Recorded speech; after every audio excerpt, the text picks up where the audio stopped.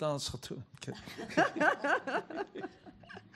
Une question pour Oliver Stone. J'aimerais qu'il nous parle du plaisir un peu paradoxal qu'il y a dans le film, me semble-t-il, à filmer la beauté des visages féminins et de les mettre en face à face, en vis-à-vis, avec une terreur absolue représentée là aussi. Donc d'un côté, ça, c'est une grande, grande beauté, la beauté aussi des corps des jeunes gens, et de l'autre, une terreur extrême. It was the paradoxal pleasure, it seems. On one hand, you have the beauty of women's faces, the beauty of the bodies, and on the other hand is the confrontation with sheer terror and horror. How do you play with this? Was there a paradoxical pleasure for you as a filmmaker to show both sides? Was it the French who start off every question with the word paradox, or is? Oui, est-ce que c'est français, cette façon de commencer toutes les questions par le mot paradoxe? I guess so. Je crois, non? Je crois. Mais Dichotomy. Oui, peut-être le mot dichotomie. C'est vrai que c'est un mot It's très much bien, more John. French. Oui, c'est vrai aussi. Hein, dichotomie, Mais, paradoxe. pas seulement les femmes, pas seulement les femmes. Ça, c'est les films de Brian De Palma. Non, pourquoi pas les hommes? Moi, j'ai beaucoup de beaux hommes dans mes films avec des beaux corps, et ils sont tués dans les guerres, tout ça. Ici aussi, il y a les jeunes. Moi, j'aime les deux femmes qui sont fortes dans ce film, et j'adore le fait qu'elles trouvent un substitute, une fille qui la parle dans Blake. Et Blake ressort d'elle les sentiments pour sa fille.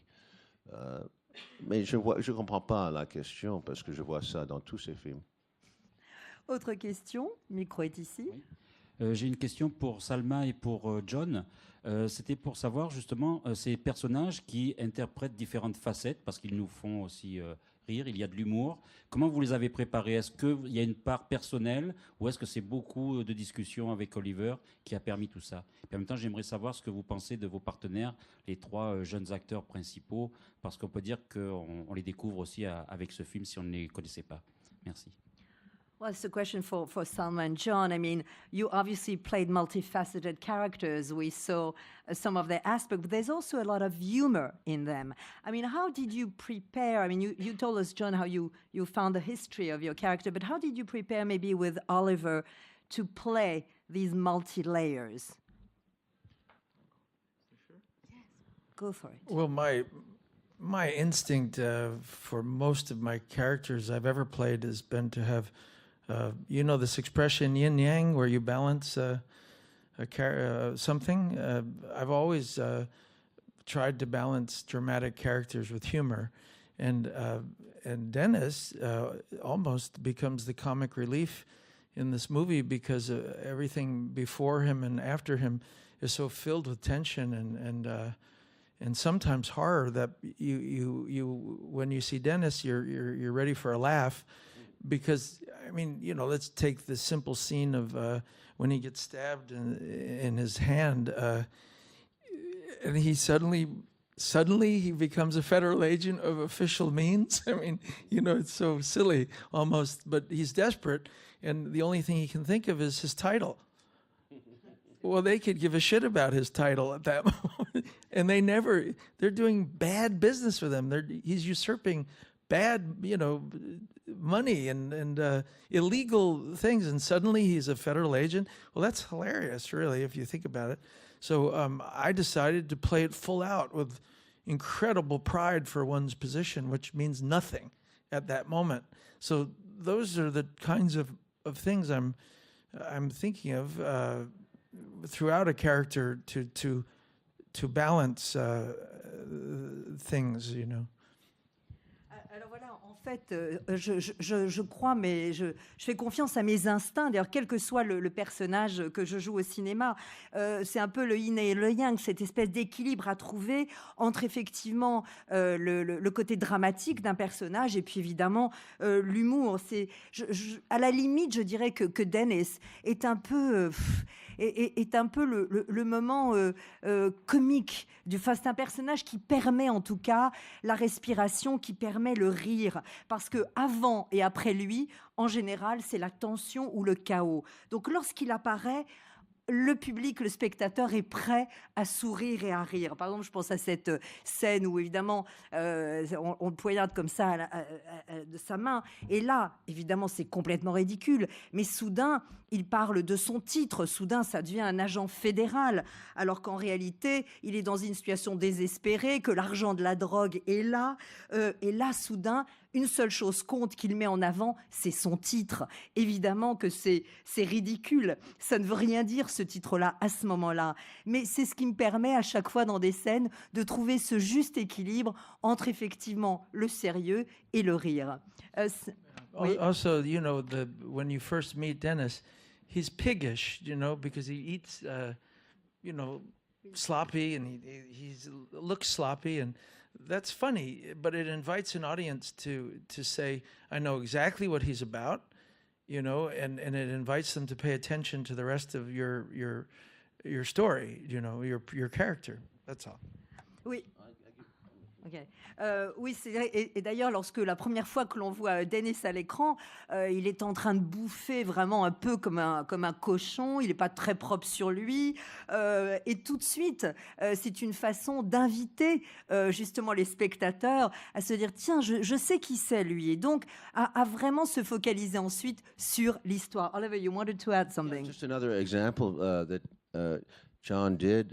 We were having the scene when Benicio comes to see him, to kill him, to threaten him, to find out what's going on. It's a very tense scene, but the dialogue is goofy. It's he's begging for his life through the whole scene, but it loses. It was a tough scene to get. We were having problems, and I remember because it was loose. It was too loose, the dialogue, and we needed to focus it.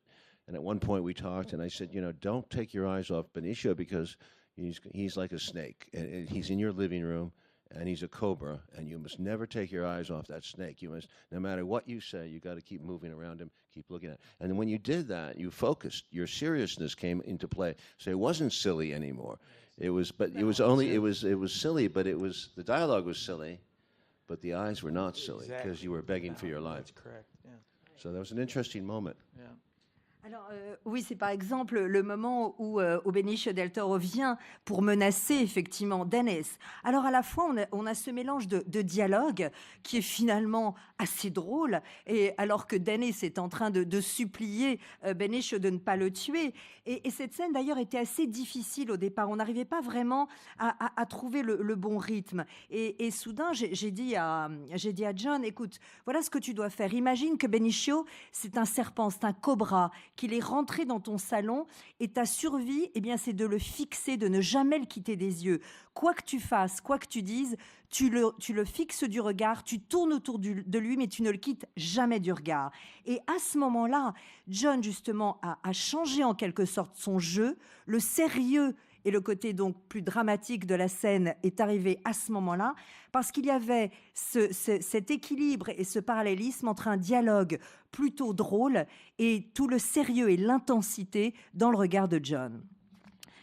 Salma, what about you? I mean, how did you work out with Oliver on your part altogether? Well, first, I'd like to say also, just as a weakness, because I didn't have a lot of scenes with John, so we didn't rehearse as much.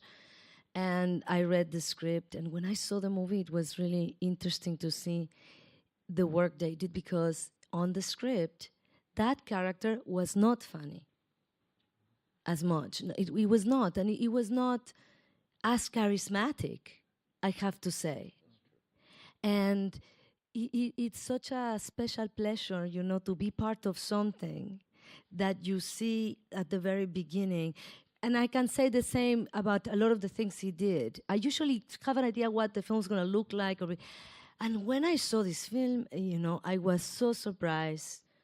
And it's exciting as an actor to see it in another actor. It's inspiring about what he did and also about what he did. Because you read the script, it was nice, it was interesting, but it was not poetic, beautiful, sensual like that, no.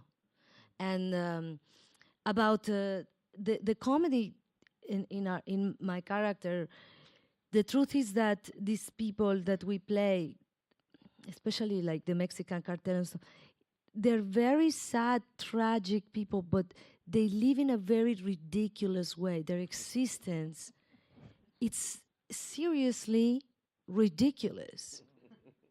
I mean, to live in houses like that, but be completely alone and have nothing to do, be a prisoner, you know, be your own hostage in your own house and have everything. You know, where are you going to spend the money? Well, let's buy another 10 stuffed animals that are real animals. Their existence and the way they live and the way they operate, it's ridiculous. And you might think that it's over the top and exaggeration. And I know a lot of these people, and I know them not just from the research that our director was so generous to put together an amazing group of people for us to have access to, but I know them from Mexico. And they're funny, but they don't mean to be funny. And it's a great example I'm going to give you. So I know them, and I took it very seriously, and I was just committed to that character and did not try to say, oh, they might think it's going to be too much. No, that's how they are. But one example, brilliant example of something that Oliver did working together was that in one scene, by the way, I knew I had one take, which was so nerve-wracking. And right before he comes over, he goes, oh, by the way, she's drunk now. I'm like, now? Yeah, she's drunk. But I haven't been drinking. She's drunk. But is it going to, shut up and do it already. I don't have time.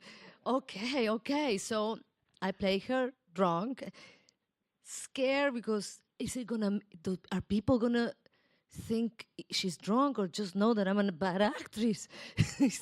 And so we did it. He goes, great, moving on. And now we go to the next scene, which is I'm in the horse. I'm walking with the horse. And she goes, now you are much drunker. I go, but they didn't see me drink. It doesn't matter. Now you're much drunker. And I said, okay. So I just committed to being drunk. And he messed up my hat and my hair and my clothes. And there I went, one take, you know, Mohammed comes to to the mountain, you know, that scene. And I was very drunk, according to the director. And somehow nobody has questioned it, so he knows. The maid, too. You were good with the maid. How about when you said there's something wrong with your love story? That was Salma's line. very funny. Not drunk there. Alors d'abord, je regrette, j'ai pas eu énormément de scènes effectivement avec John Dennis et donc pas beaucoup de répétitions. Donc c'est vrai que lorsque j'ai découvert le film, j'ai vu le travail extraordinaire, le jeu de comédien à l'écran, parce que sur la page, dans le scénario, le personnage de Dennis n'était pas si drôle que ça, pas si charismatique même. Donc c'était, je dois vous dire que vraiment faire ce film, tourner ce film avec Oliver, avec des acteurs comme John et les autres, c'est un plaisir vraiment très particulier. Alors, vous savez, d'habitude, quand je tourne un film, j'ai une idée assez précise de ce qu'il va donner à l'écran. Là, pas du tout. J'ai eu cette surprise extraordinaire de découvrir Savages, et c'est très excitant parce que je me suis rendu compte à quel point Oliver nous avait tous inspirés et donc nous avait rendus inspirants à travers un scénario qui certes était intéressant, mais qui n'avait pas toutes ces subtilités. Là, soudain, j'ai découvert un film qui était poétique, qui était sensuel, où il y avait vraiment des éléments qui avaient été créés pendant le tournage. Alors, vous parliez de l'humour de mon personnage. Alors, faut que je vous dise, les cartels au Mexique, il y a rien de... Ce sont des gens qui vivent des vies plutôt tristes, voire tragiques, et en tout cas ridicules. Franchement, est-ce que vous vous imaginez, vous êtes dans ces immenses maisons, seul, vous êtes un peu comme un prisonnier ou bien l'otage de votre propre maison, avec pour seule question le matin, qu'est-ce que vous allez...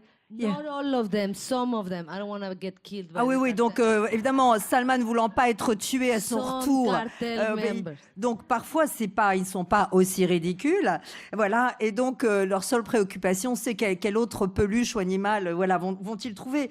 Donc c'est vrai que on n'a pas, ce côté n'est pas exagéré, même si grâce à la recherche que Oliver a la générosité de mettre à notre disposition, moi je connaissais personnellement, il y a des gens qui, en tout cas, ont touché de près ou de loin au cartel au Mexique.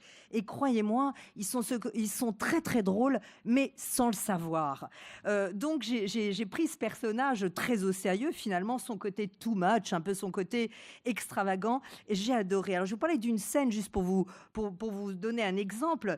D'abord, avec Oliver, il m'autorisait une prise, pas plus. À un moment, on arrive sur une scène et il me dit, juste avant de tourner la prise, il me dit, Salma, tu es ivre. Et alors, ça m'a dit, mais j'ai pas bu. Salma, tu es ivre, tais-toi, etc. Donc, j'ai joué la scène comme évidemment Oliver me le demandait. Et j'avais un peu peur parce que je me suis dit, est-ce qu'on va vraiment comprendre que je suis ivre puisqu'on ne m'a jamais vu boire, ou bien est-ce qu'on va me prendre pour une mauvaise actrice? Et puis, j'ai fait la scène, une prise. Oliver était ravi. Voilà la scène qui suivit. Là, cette fois-ci, c'est la scène où je suis, vous savez, où je tiens le cheval par la laisse, et c'est la fameuse réplique « Si Mohamed ne vient pas », etc. Et là, Oliver se tourne vers moi et me dit « Là, tu n'es pas ivre, tu es encore plus ivre. » Et là, je lui dis « Mais enfin, Oliver, on m'a pas encore vu boire. » « C'est pas grave, tu es de plus en plus ivre et tu le montres. » Et en fait, je me suis rendu compte que personne ne s'était jamais demandé pourquoi je jouais la scène comme ça. Donc, et John de rajouter aussi, il y a aussi un moment très, très fort et drôle en même temps, quand elle dit à Oh, il y a quelque chose de tordu, de foutu avec ton histoire d'amour avec les deux jeunes gens. Voilà. Question. Une question pour Oliver Stone encore. Il y a une vingtaine d'années, avec Tueur Né, on a l'impression que c'était la violence qui a choqué l'Amérique. Dans ce film-là, on a l'impression que c'est plus peut-être aujourd'hui le ménage à trois, la liberté sexuelle de ces trois jeunes qui pourrait la choquer. Est-ce que pour vous, ces séquences-là étaient un moyen aussi de mettre le doigt, sur justement le ridicule du puritanisme actuel? Voilà. So when you did Natural Born Killers, I mean, it was violence really that shocked America and the world maybe. With Savages, it seems maybe what is most shocking maybe is the sex. I mean, we are in three people having sex together. So was it a way to put your finger in a way and to criticize and to ridicule really American puritanism? Non, premièrement, je ne fais pas des films pour choquer, ce n'est pas mon goal. Je fais des films pour trouver une vérité qui est peut-être unorthodoxe, qu'on ne sait pas encore. Oui, c'est une bonne idée de trouver un scénario avec une fille et deux hommes et sauter ça sur les Américains qui ne voient pas beaucoup ça. Ils l'ont vu dans Butch Cassidy et Sundance Kid, mais la fille était recédée en fin de compte. Ils faisaient de l'amour, mais ils n'ont pas montré. C'était suggesté en 69, je crois, qui était choquant dans cette période. Mais non, c'est pas. Le film n'était pas fait pour le choc, c'était fait pour chasser une vérité qui est devenue de la guerre de drogue, a rendu les gens dans cet état qu'ils sont. Alors, c'est 6 histoires complètement différentes. Je ne cherche pas à choquer, ce n'est pas mon goal. C'est de donner une bonne histoire, dramatique, bien fait. C'est tout ce que je veux, vraiment. Oui. Non, non. Oui. Oui, oui. Oui. Oui. Oui, mais en Amérique, tu sais, il y a des R-ratings, c'est très difficile de faire des choses comme ça. En France, ce serait beaucoup plus amusant de faire un film d'une fille et deux garçons ou quelque chose comme ça. En France, vous avez beaucoup plus de liberté et vous n'êtes pas puritanical, hypocrite comme l'Amérique. Mais c'est très dur en Amérique. Mais aussi avec les drogues, c'est ridicule qu'on met des personnes en prison pour fumer la marijuana. Qu'est-ce que tu veux? Ça saute, c'est tout à l'envers, Voilà, et enfin, dernière question, qui a le micro? Last question. Bonjour, une question pour Oliver Stone, s'il vous plaît. Vous aviez, il y a quelques années, un projet sur le général Noriega qui ne s'est pas fait. Qu'est-ce que vous pouvez nous en dire? Et est-ce que vous avez recyclé une partie de votre frustration dans ce film avec des similitudes thématiques ou autres? The Noriega movie, no, I got to know him, and it was we tried to make it a comedy, a satire. We tried, but it's very difficult because it's a fine balance, you know. It's a great story because he was a CIA asset for many years. He allied himself with America with the Contras. He helped us to destabilize the government of Nicaragua. He was also dealing drugs for years, but he was on the CIA payroll. He's a multivariate character, one of those characters you'd love to capture. And I actually went to see him in prison in Miami. He went to France after that, and he's back in Panama. I don't know that he'll ever get out of jail, but why do I say that? Because that's the war on drugs, by the way. You bring out the whole point. The war on drugs is political, too, because every time we declare a war on drugs and we can get Colombia or Mexico or Panama or any of these countries to cooperate with us, we send spies into these countries. We send military. We send radar surveillance. We send pilots. And we tend to make the war on drugs into the war on terror. That's why we call them narco states. So it's a very effective means of control. But if you look at the history of war on drugs, it's really about the United States exerting control in these countries. And that's what's very dangerous, by the way. So Noriega is a bad guy, but somebody ought to make a movie about the real war on drugs. And maybe I should, but maybe Paul, we should do that next. Okay. Alors voilà, d'abord, bien sûr, j'ai rencontré Noriega et on a essayé à l'époque de faire un film qui serait un peu un film satirique parce que, évidemment, c'est un personnage qui a une vie incroyable. Il était évidemment allié des Américains avec les contrats pour déstabiliser le Nicaragua. C'est un personnage qui est complexe et multiple. J'ai été le voir en prison à Miami. Ensuite, il était en France, puis il est retourné au Panama. Peut-être sortira-t-il un jour de prison, je ne sais pas. Mais justement, lorsqu'on parlait de Noriega, eh bien, c'est ça, la guerre contre la drogue. C'est tout simplement politique. Lorsque l'on parle de Colombie, de Mexique, du Panama, eh bien, à chaque fois, c'est une façon d'envoyer dans ces pays des espions, des militaires, des pilotes, etc., qui, en fait, au nom de la guerre contre la drogue, en réalité sont là pour mettre ces pays sous surveillance. Pour ça d'ailleurs qu'on les appelle les narco-states. Donc tout ça, c'est en fait une question politique. Il s'agit des États-Unis qui veulent finalement, à travers le faux problème de la guerre de la drogue, eh bien, exercer un contrôle sur ces pays. Et évidemment, c'est très dangereux. Donc bien sûr, Noriega n'est pas un personnage reluisant, mais peut-être un jour d'ailleurs fera-t-on un film sur lui, peut-être le ferait, je ne sais pas, ou peut-être faudrait-il faire un vrai film sur la guerre contre la drogue. Et c'est peut-être un film que je ferai un jour. Merci à vous tous. Merci Salma, John, Merci. and of course Oliver. Am I the French Helen Mirren?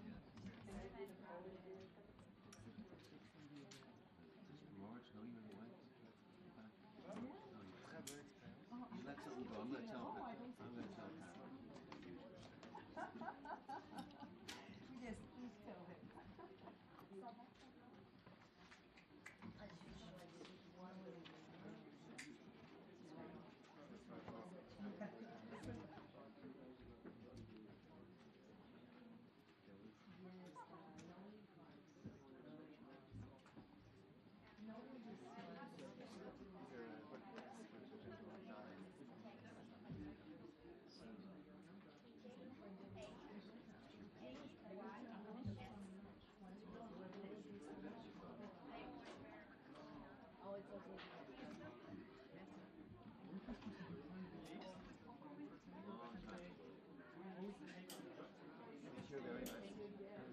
Congratulations for the role and also the film of Alex Iglesias. It's a beautiful film.